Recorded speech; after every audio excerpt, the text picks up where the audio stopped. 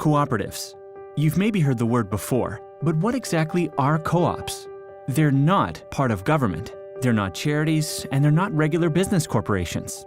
So what are they? Well, co-ops are legally recognized groups that offer another way to organize people and activities to achieve common goals. Co-ops are person-centered, and they're able to consider more than just the bottom line. Community is at their heart.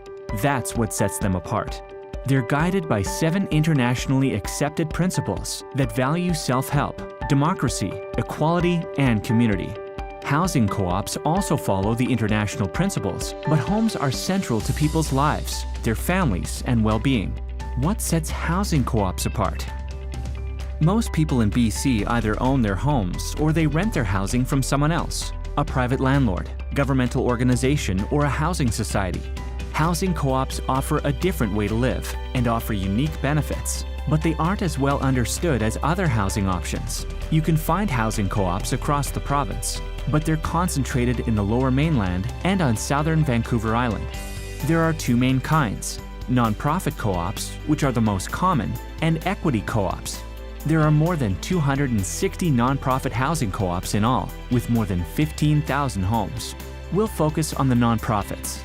Co-op buildings come in all shapes and sizes. Co-op complexes range from a handful of homes to several hundred. There can be townhomes and apartments, family-oriented projects, and others that are geared to seniors. Most co-ops house mixed-age and mixed-income communities. Co-ops welcome everyone.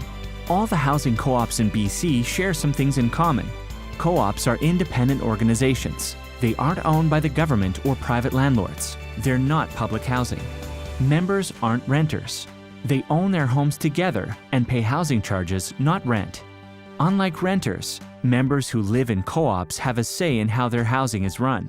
Because they're nonprofits, they operate at cost, which makes them more affordable over time. They also offer security of tenure.